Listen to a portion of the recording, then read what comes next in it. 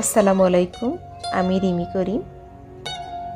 বাবাকে নিয়ে লেখা আমার কিছু অনুভূতি পাঠ করছি।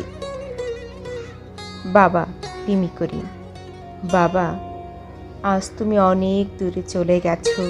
15টি বছর হলো। কতদিন তোমার প্রিয় মুখটি দেখি না। তোমার স্নেহ ভরা দুটি হাতের পরশ আমাকে স্পর্শ করে না। তোমার হাতটি ধরে কোথাও বেড়াতে যেতে পারি না। খেতে বসলে এখন তুমি আর ভাত মেখে দাও না। বাহিরে কোথাও গেলে গাড়ি করে পৌঁছে দাও না। পরীক্ষা আসলে মাথায় তেল মালিশ করে দাও না। পরীক্ষার হলে পৌঁছে দিয়ে সামনে অপেক্ষা করো না। আর কত বছর হলো তোমার হাত ধরে খেলার মাঠে যাই না। মা বেড়াতে গেলে মন খারাপ করলে তোমার মতো করে মাথায় হাত বুলে এখন আর কেউ আদর করে না, বুকে টেনে নেয় না। কতদিন হয় তোমার সাথে শপিংয়ে গিয়ে পছন্দের জিনিসগুলো কেনা হয় না।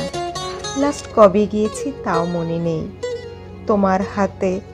তোমার সাথে অচেনা কোথাও গেলে রাস্তা অলিগলি চিনে রাখতে বলতে, আর বিজ্ঞের মতো বলতে, আমি তো সারা জীবন বেঁচে থাকবো না, চিনে রাখো, কাজে লাগবে।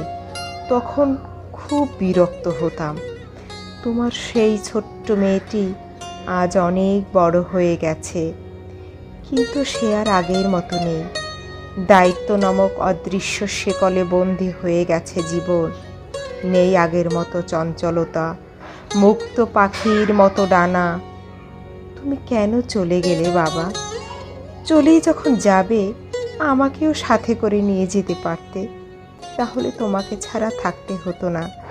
এই স্মৃতিগুলো আর তাড়া করতে পারতো না। প্রতি বছর সবাই যখন বাবা দিবস পালন করে তখন আমাকে কেন কাঁদতে হয়? তুমি কি বলতে পারো বাবা? ধন্যবাদ সবাইকে। সবাই আমার বাবার জন্য দোয়া করবেন, তিনি যেন জান্নাতবাসী হন।